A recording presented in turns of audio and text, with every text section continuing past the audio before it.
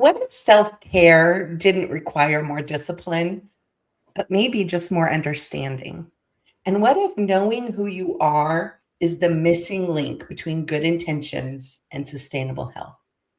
If taking care of your health feels like a grind, if you know what to do, but you struggle with follow through, today's conversation might change how you see yourself entirely.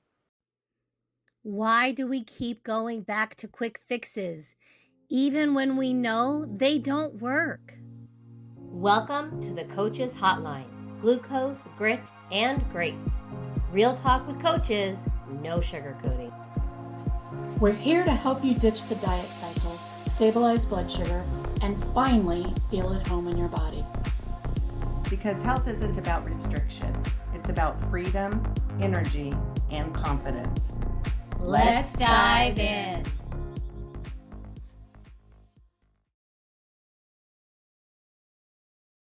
So, welcome back to Glucose, Grit, and Grace. I'm Coach Elaine, and I'm here with Coach Amber and Coach Elaine and our guest, Bonnie Mace. And today we're talking about personality, self-compassion, and why wholeness, not perfection, is the foundation of real health.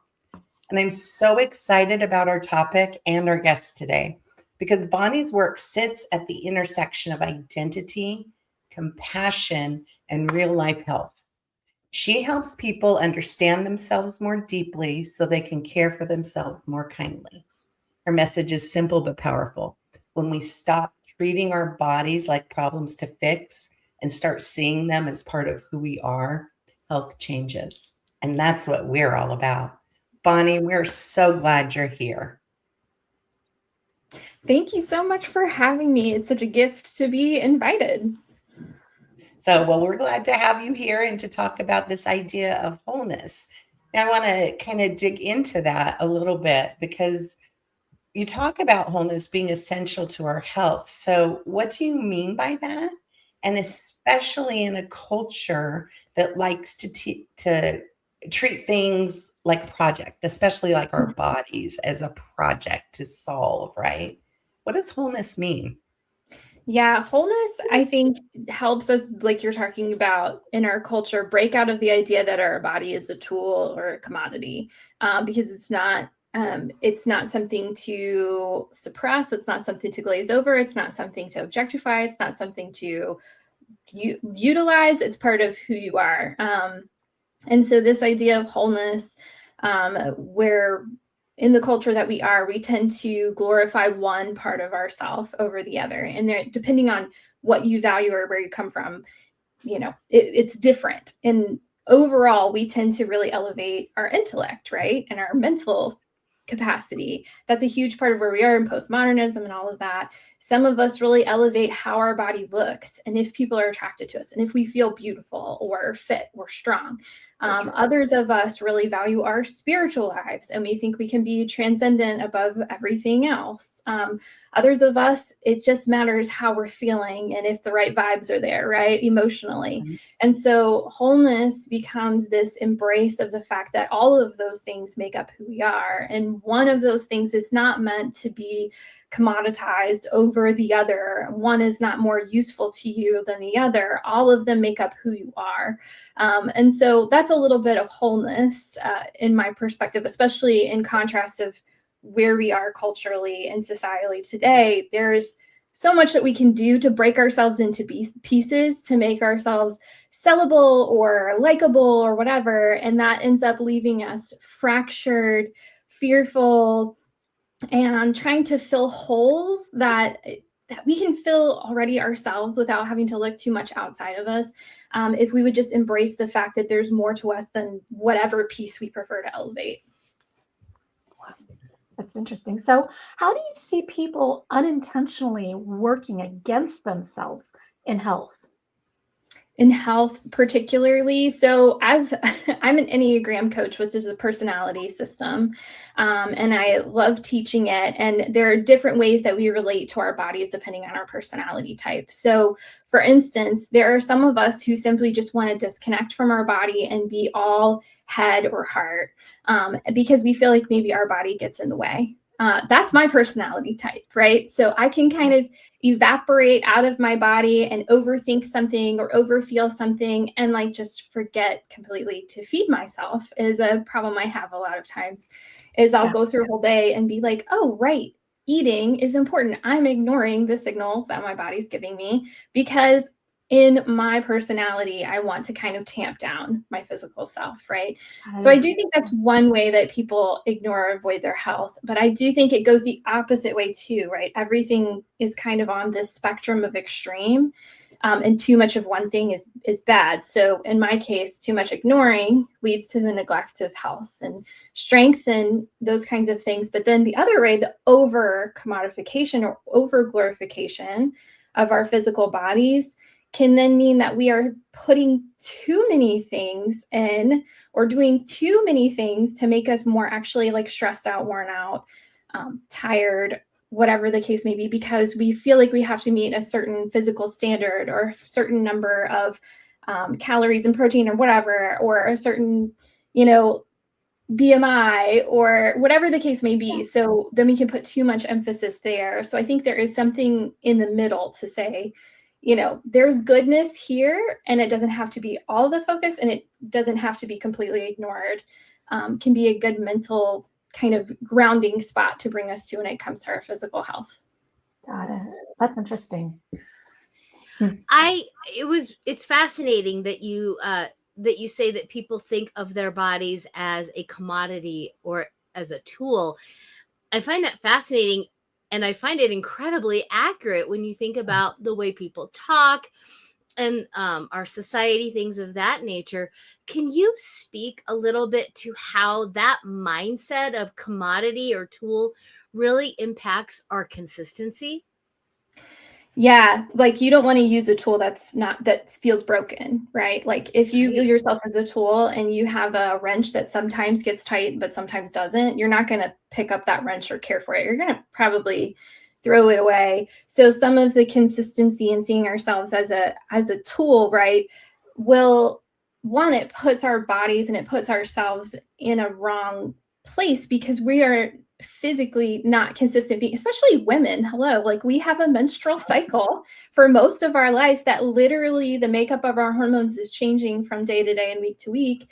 So we're physically not made to be from one day to the next consistent hormonally. So viewing our bodies like a tool that should work the same way or carry us through life the same way as soon as we are fully matured, or some of us even hold on to the teenage image of ourselves and say, I have to get back to that. And me as a now 37-year-old is not going to go back to 16-year-old me ever, especially after she's had 2 children and all the things that have happened in the world, right? So viewing ourselves as a tool, tools are static. They stay the same. They serve the same purpose all this time.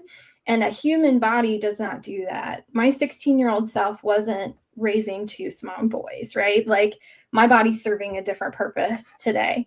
My 50-something-year-old self of the future is not going to be raising those 2 boys anymore, but she's also not going to be 16 anymore. So understanding that like our body is along with us for the journey of life and is part of what makes us. And as we are formed spiritually, as we gain new ideas mentally, we're open to that kind of growth and flexibility, but then we don't give our bodies the same grace to say, there's a reason in the vitamin aisle why there are vitamins for teenagers and why there are vitamins for midlife and why there are vitamins for 60 plus. And so allowing ourselves to do the process that our bodies are naturally designed to do, then can unlock grace in the moment to say, for me right now, I didn't used to need like all this vitamin D to make it through winter, right? All this extra vitamin D. But I can say my body's changed, my circumstances changed. I live in a different area. I need all the vitamin D to get through the winter with a great, mindset and feeling healthy. And that's okay. That's not an indictment that my body is failing. That's just evidence that my life is changing. I love how you talk about all that. And I think that resonates so much with what we talk about. I love your comparison of when you talk about being a tool and not comparing yourself to your younger self. That happens a lot. But we also compare ourselves to one another, right? And we're all unique bodies. And so that's why, one diet doesn't fit all. One thing doesn't work for everybody because we are all unique individuals. Mm-hmm. So I love the way that you talk about that. So I kind of want to, you talked a lot about, how your personality as an Enneagram 9, and I totally get that. I'm an Enneagram 9 too. And how that is, understanding that is so important to understanding how you respond to things. But can you expand on that a little bit? Why is knowing your personality so important when it comes to your health? Yeah. And I love to make a little standout statement about Enneagram when I talk about personality, because so many of us through work or school have taken some form of a personality test along the way, right? Yep. And many of them are designed to say, here's what you're good at, here's what you're not so good at, like good luck, move on. And Enneagram stands out as a little bit different because it goes beyond simply the behaviors or strengths and weaknesses that we have. And it talks a lot about what is motivating you to be strong in this area. What's motivating you to neglect this area of your life? And so Enneagram is really built on these 4 core motivations of fear, desire, weakness, and longing. And when you unlock the understanding of how that manifests in you, you can understand and give yourself grace for, why do I neglect my body? So why do I feel so disconnected from my own body? Oh, because as an Enneagram 9, I value connection with other people more than I value connection with my own self, right? Or I am afraid of losing other people. So if I prioritize taking care of my physical self, they might think I'm selfish and leave me forever, right? And this manifests differently, like I said, for different personality types, right? For an Enneagram 2, we talked about an Enneagram 2 a little earlier before we started. And Enneagram 2's mindset is to constantly be serving other people because love is important. And so again, like you downplay your own health, because how does my health benefit other people? You have to work hard to make that connection, right? I think we're laughing because you like nailed it. You've met Amber and Elaine for like 10 minutes and you nailed it. And you're very insightful. But I will say, for your listeners who are more aggressive type, like everybody in this room is more of a self-forgetting type, and there are more aggressive types on the Enneagram. So for instance, the type 3 who's very afraid of failure, right? They're an aggressive type. They are more worried about their own image and how they can get ahead in the world. You can still neglect your body, because if your body is in a state of crisis and is working against you and you need a little more help with your health from a doctor or coach or whatever it may be, it may feel like failure. So you may just say, my body's not an area I want to work on because I'm afraid of that failure, right? So understanding your personality and understanding the motivation that's driving you toward or away from something is going to unlock a whole new world of, 1, understanding, and 2, it's going to unlock your capacity to actually offer yourself grace and compassion that doesn't feel forced and doesn't feel like making excuses and doesn't feel like out of line with what you know to be true. I love that, because when you talk about, I will tell you that I have taken, being in corporate world, had taken so many different personality tests. And when I did the Enneagram, about 3 or 4 years ago, it explained so much about me that I just hadn't realized before. So it actually helped me. And I know, Elaine, a lot of times, since we're both 9s, you will talk about, well, that this is part of your Enneagram. It's like, oh yeah. So it really your 9 is showing. I know, exactly. And that's a great reminder, because it does make a difference. It allows you to kind of, I'm not going to say forgive yourself, but to say, hey, that is who I am. And this is what I need to do. So I love that. I just think it's, the Enneagram has been so powerful for me. I've not studied it like you have. And I love talking to people who have really studied the Enneagram. So that's awesome. My husband and I have been digging into it. We're pretty sure he's an 8. So really been, just learning as much as we can about it. And Also at the same time, trying not to use our Enneagram number as an excuse for why we choose to do things. Mhm. Yeah. Or not do things. Exactly. And so I think there's a lot of give and take. It's like the more you know is really good. And how are you using that information? I also think is important. Right. Yeah. Yeah. When I offer coaching to people, especially teams and groups, one of the things I say is like, you as a person, you hear the personality test and you think, oh, it's going to put me in a box. What the revelation is that you're already in the box.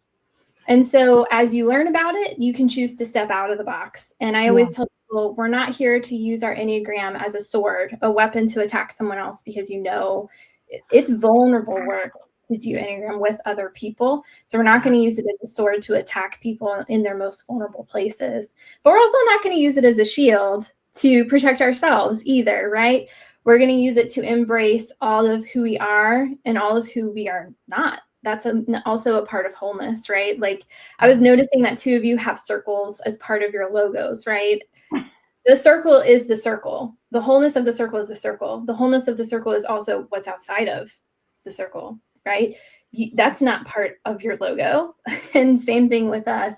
What's us is us, and what's outside of us is absolutely not. And that doesn't make us less whole to not have those things, right?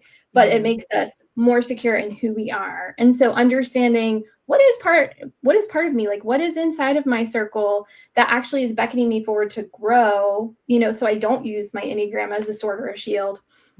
And so that I can step out of the box that's only part of who I am into the fullness of how I've been created to be, I think is important work. And it requires the actions of learning, right? Self-awareness.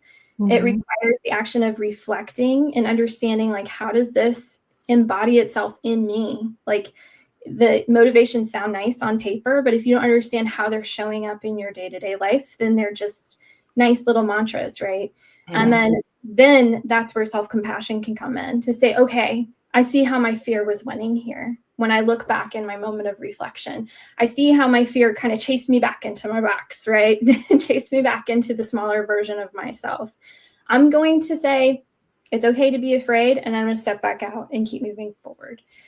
So that's kind of some of the work that I offer to people. And again, I think it just applies as we learn to break out of those cultural expectations that we have on ourselves about how our bodies should function or should look or should act, and give ourselves the grace to say, this is how my body does look, and this is how my body does act, and this is what my body does need. And all of those things are still good, even though they don't hold up to the glorified standard that I see printed, broadcasted, advertised. We all just say is BS. Yeah.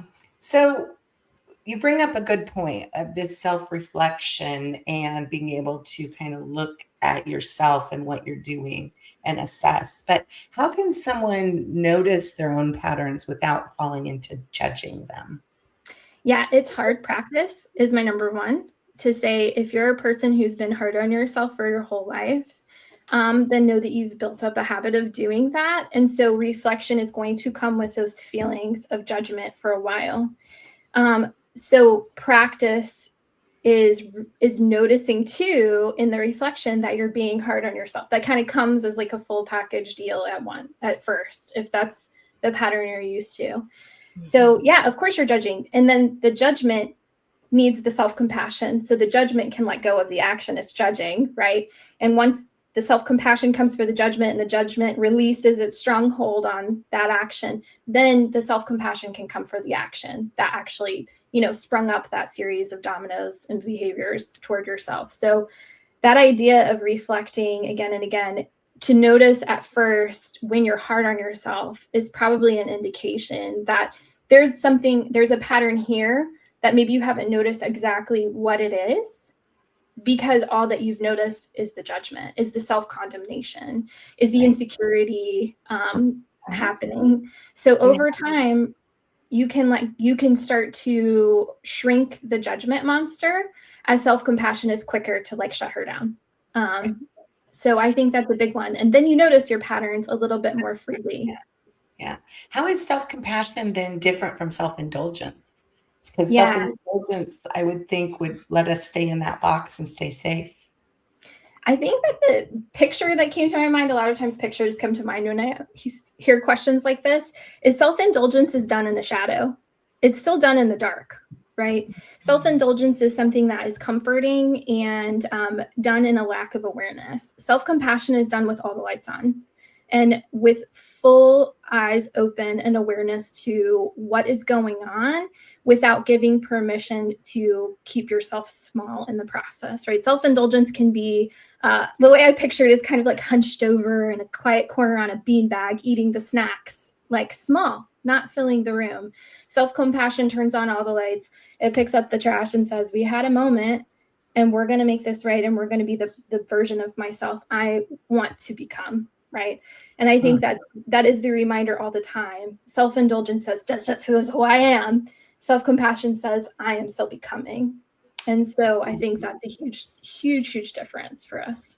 So I like that comparison that you make between the sitting in the beanbag chair and then saying, hey, let's get up and take care of this. I love that. So, and you've kind of addressed that kind of with that analogy that you had. But how does it change your health behaviors over time? So while we may take that moment and say, okay, I'm going to take out the trash, had a moment, but how can that help us over time? So self-compassion helps reduce shame.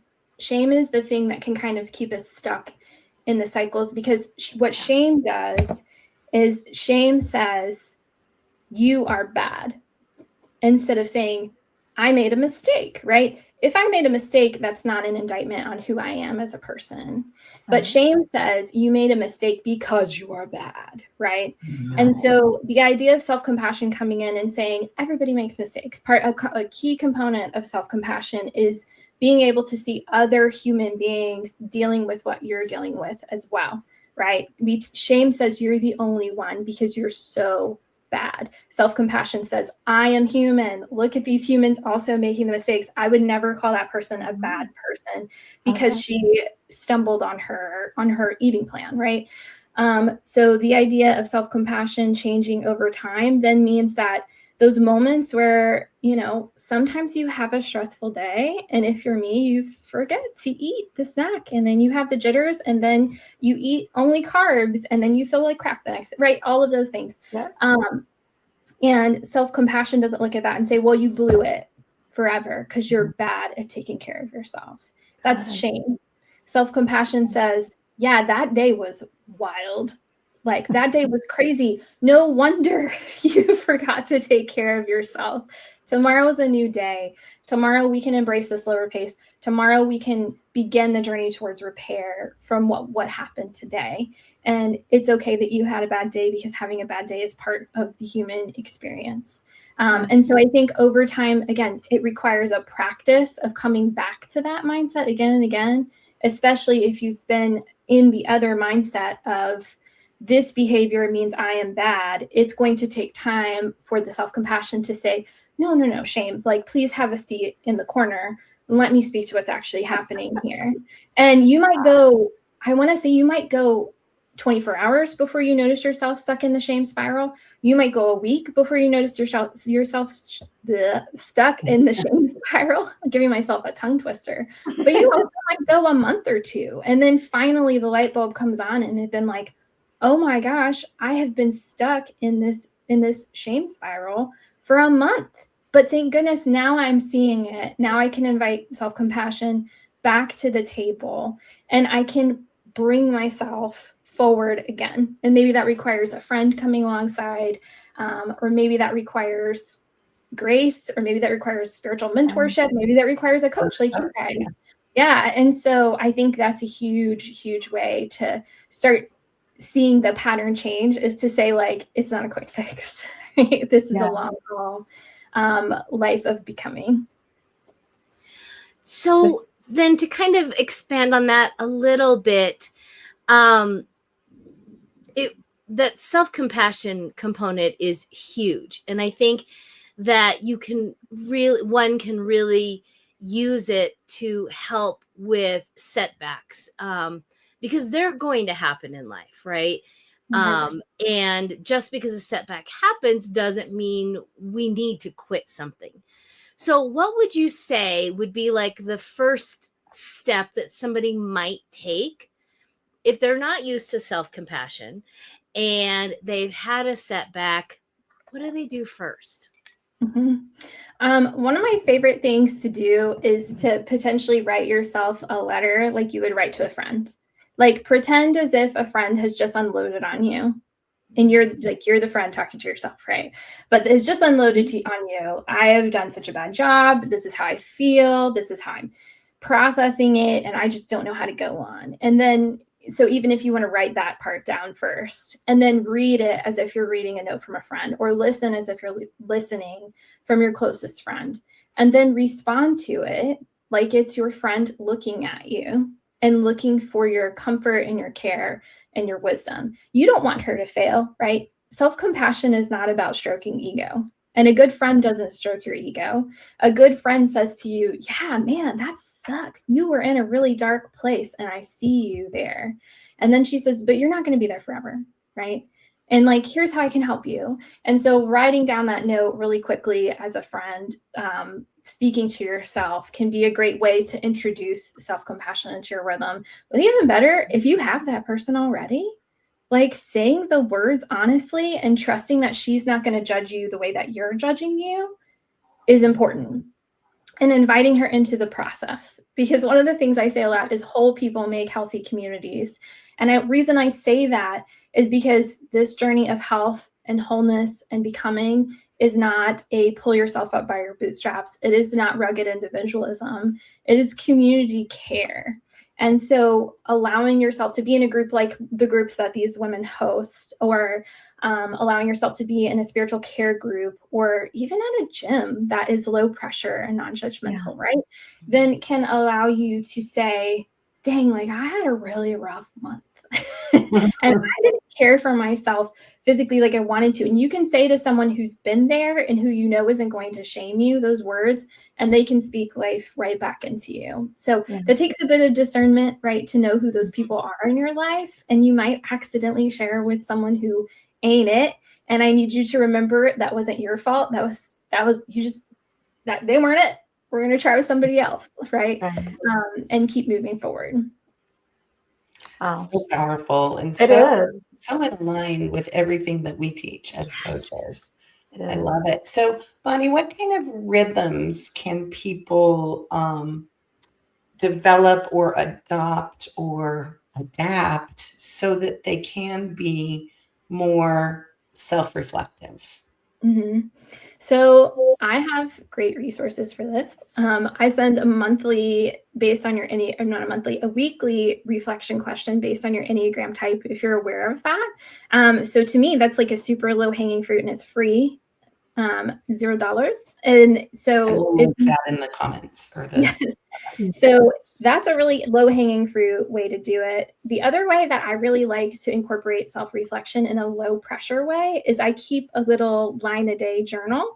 It's a 5-year line a day journal. And it's literally like just this much space to fill in at the end of every night. And you can put whatever you want there, right? So for me, I just recount back my day. And sometimes I put, I felt good today, or I felt awful today. And I have, I'm on my last year of 5 years this year, in 2026 is the year we're in now. And it's been so fun to keep that habit up. And when I miss a day, it's been nice to practice self-compassion and say, this is not a journal about perfection. This is about a journal about my right now life. And that day, my right now life did not have the margin because I needed to crash in my bed, right? And so I really recommend those line a day journals. You can find them, anywhere books are sold, as they say. That's a really easy, low hanging fruit way to just start a habit of reflection. And then as you are hard on yourself, if you're a person who's hard on yourself, if you find yourself being hard on yourself in those pages, then you can take a minute to do a self-compassion practice in that moment, right? To do some breathing, to let it go. If you are a person who who has God at the center of your life, you can make it a moment of confession.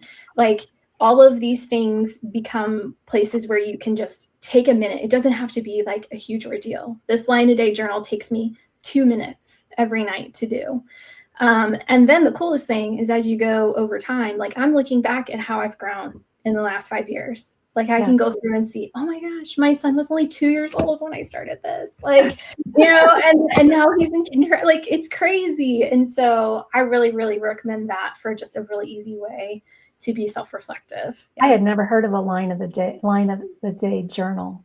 They're so fun. And there's so many cute ones out there too. So you can find like your style of it. With all of this, like I said, I had not heard of the line of the day journal, which is great. I love that. And it just sounds like it's something that's short, that, doesn't take a lot of time. But are there certain questions that are actually more helpful than others? And maybe it's not even during that. Maybe it's kind of whenever we're reflecting. So I know a lot of times I'll reflect, I'll just kind of sit there and think about my day. I don't necessarily ask myself questions, which I think could be an important, I guess, habit as I move forward. So I'm just kind of wondering what questions can actually be helpful when we do that, when we do our reflecting. Yeah. I think if you do know and you're using Enneagram, understanding your core motivations can be a great place for reflection. If you want to do a deeper reflection, right? Where did fear get in my way today? Right. What desires went met or unmet today? Or maybe it's this week if you do them once a week. Like, did I give in to my weakness today? Did I make space for my weakness today? Because one thing that I teach a lot is that weakness is not something we're ever going to get rid of, right? It's part of our wholeness. It's part of who we are. So sometimes we need to make space to say, weakness is at the table. How do I not let him take over and gobble up my entire life? Like, how do I incorporate that into, my own life? So how did I make space for weakness? How did I overcome weakness today? And then, like, what is my soul longing for today? Those are great questions to look at as far as Enneagram. If you don't care about Enneagram, you can look back. I think one thing women particularly we do is we notice all the things we didn't get done. Yeah. Right. Yeah. And so you can ask yourself, what did I actually do today?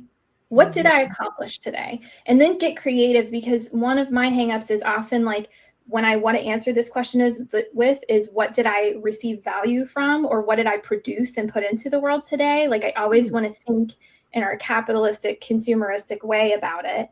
And that is not always what we do. Sometimes what we do today, and this is something Elaine and I talk about a lot when we catch up with each other, sometimes what I did today was made space to rest and be, and then accept the fact that, like, that was what was good for me and what I needed. And that's what you did today. And that's worthy accomplishment. So I think framing that, Oliver Bergman calls it the to-done list in his Meditations for Mortals book. And so writing that to-done list is a way to really empower yourself to say, like, oh, I didn't just sit around and vegetate all day. No, I restored myself. I restored my body. So I think that's one of the more powerful questions we can ask ourselves is, what did I do today? Maybe like, how did I offer love into the world? What are your personal values? What's something you really care about? One of mine is empathy. Did I offer empathy today, or was I stingy with it?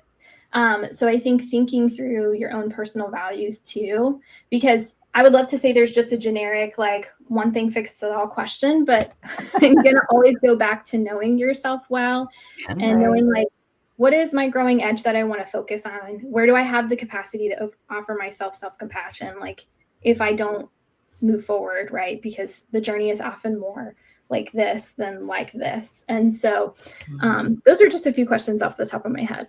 I love that. Those are powerful for off the top of your head. They are. They're very powerful. It's amazing. Yeah. Okay, so let's kind of pull this into the idea of grit and grace, because that's what we like to talk about, right? Not only our health and blood sugar, but grit and grace. Tell us, how do grit and grace work together instead of against each other when it comes to knowing yourself? Yeah, I think grace is hard work. I think a lot of people like we talked about earlier, hear the word grace and think, the question I get from my mentees and my clients most often is, how do I know when I'm giving myself too much grace?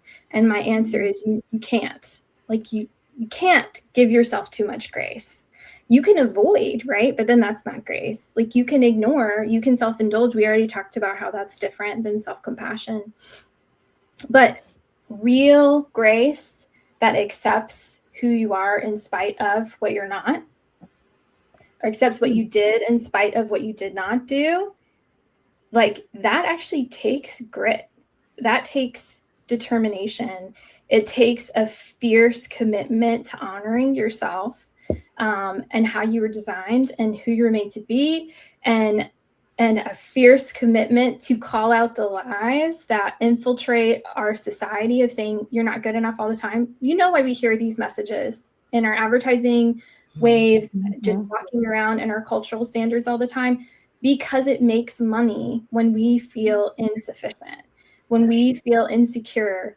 We are lining somebody's pockets, right? Mm-hmm. So to be able to call out that nonsense constantly, it requires grit to say, I'm going to give myself grace in spite of the fact that every other Super Bowl ad, right, was about not being good enough, right?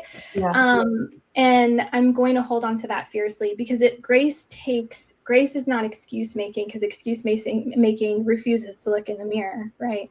Mm-hmm. Grace looks yourself deadlock in the eye in the mirror and says, we didn't do it perfectly today, because I am not a robot. And tomorrow I wake up and be human again and keep trying. So many powerful gems in there all are. you're saying. The fact that you can't give yourself too much grace, I just love that. Right, love that. right. That is cool. I've never heard anybody say that before. Yeah. That's why it's scandalous, man. It really is. I love it. Well, and I also wouldn't think about grace being the hard part. Yeah. You know, that kind of blows my mind. And when you listen to the way that you explained it, it makes total sense why that is the hard part. I also think that we are unintentionally raised in our culture to only do grit, and that grit has to be painful, and it's always you're trying harder, and it's just never good enough. Can you talk a little bit about maybe what grit actually is and what can happen when people are only really relying on grit? Yeah. That's a good question and a thinker, because I think you're right. I think there's always this idea that it should be, up and to the right. Mm-hmm. And that's how the trajectory of our life should always be. But grit, when I think about it in terms of like sandpaper, right? Grit is it can be different, like coarseness, right? You buy a different coarseness, and different levels of grit do different things for a piece of wood in carpentry. Some of it is hard and really painful because you were scraping off veneer and you were scraping off. We just refinished some furniture at the end of last year, so maybe that's why this is top of mind. And you're scraping off the old paint and you're scraping off the stain, and it is elbow grease and it's a lot. But by the time you go through that process, you get to the lowest level of the grit, and it is a refining, and it is a honing, and it is a careful work, and it is slower. And then you're turning that piece of wood into something that's soft and beautiful, right? So I do think there is different layers of grit that we need to understand, and we tend to only give honor to the high coarse elbow grease, like you're saying. But the grit over time, if you never stop, you're going to crash, because you're not a machine. Even machines crash out. I think even that's a bad analogy. But if you cannot give yourself the grace of those rhythms to say, this is a high elbow grease moment, this is a restoration moment, then you don't have grit, you have addiction. Like you just have addiction to the high of improvement all the time. That's a dopamine hit, right? And we have to retrain ourselves to say that restoration is more than a dopamine hit, right? Like it's I don't even know what to say in contrast to a dopamine hit, but it is deep restoration, right? It's our cells coming back together. That's where the hard work of moving ahead actually will take root and grow. So I think that's one thing to consider when we think about that idea of grit has to hurt. Okay. I think everyone should like download and save this episode and listen to it every week because wow, I think every time we listen to it, we're going to hear another little fabulous gem. So we're almost out of time. So I want to go ahead and do with you what we love to do with all of our guests. And that is our lightning round, where we just ask some questions. They're little quick fire questions. You get, little quick answers, but it's just a fun way to get to know you personally a little bit and maybe cover some things we didn't cover. So I'm going to go ahead and start us. And I want to ask you, what is one thing most people misunderstand the most about wholeness? Yeah, when they hear wholeness, they think perfection, and those things are not the same. Wholeness makes room for your weaknesses as well. So I always say, if you feel the need to be perfect, you're not embracing all of who you are. That is a way of fracture. Perfection is a way of fracture, not a way of wholeness. Ooh, I know. So what is a sign that someone is just being way too hard on themselves? Yeah, the one that I noticed right away every single time is you cannot take a compliment. And man, have Elaine and I been on this road together for a long time where we have called each other personally out on this. This is a road I've walked, so I don't want to say that as condescending. It's a reflection of my own. When I can't take a compliment, it means like I don't trust or believe that person, and I don't trust or believe what they're saying about me in the world. And why is that? It's not necessarily the way I am that I don't trust them. It's that I don't trust myself. So I think that's a number one thing. When I see someone who can't take a compliment, I kind of just like grab them by the hand and say, no, you're allowed to have this. Like this can be yours right now. I'm not messing with you. Oh, that's cool. Love that. What is a daily self-compassion practice that takes under a minute? Yeah, this one is going to make people uncomfortable, okay? But it's smiling at yourself in the mirror every time you see yourself. You smile at that pretty lady looking back at you. I definitely do this to the point that I think if my husband walked in, he would be like, "What are you doing?" And I'm like, just right? Like, just greeting the person in the mirror with warmth and affection. That's all. And so I just say, like, if you have mirrors in your house and you catch a glance of yourself, just smile like you would smile at a stranger on the sidewalk, right? That's something they do in Texas. I don't know as much about Ohio. The North gets a harder rap for how we treat strangers, but yeah, smile at yourself in the mirror. It will over time soften your heart toward yourself. Wow. I'm going to have to practice that one because I think I usually sneer. Anyway, on to the next question. What is your favorite activity to do with your husband and children? Oh my goodness. It changes all the time because we're at this stage of life where the children have strong opinions and their preferences are changing all the time, right? So I'd say, honestly, right now we're in Olympics week. I don't know when this is going to air, but I will say our right now favorite thing is we haven't eaten dinner at the dinner table since opening ceremonies, which is highly unusual for us. We are usually dinner table people. And we have the trays out. We are watching speed skating or figure skating or downhill or freestyle. Like we are watching the Olympics. My boys are super into it this year. And so and they're learning. Oh, curling. That's another one. We are into curling. And it is so funny to hear my 9-year-old be like, oh my gosh, it's right on the button. We could get 2 points. And he now understands curling more than I do by miles. So that's really our current favorite thing to do right now. That's awesome. So what's a reflection question everyone should ask themselves weekly? Yeah, we kind of talked about this. I realize I maybe already gave all my answers ahead of time. But yeah, another thing weekly, I think is just to check in with yourself and ask, did I do anything I wanted to do this week? Especially as women, I think we put that to the side. So giving yourself permission to want something and then accomplish or indulge in that something is important, because when we don't do that, when we don't check in or give ourselves permission to want, then we end up pretty resentful. And then some of that resentment can come right back on ourselves or at the people we're closest to. So I can relate to that. If I don't get to my quilt room, I'm not a happy person. Yeah. So this last question kind of falls in line with that. What is your favorite hobby or activity to do outside of work and outside of being a mom? Something that's just for you.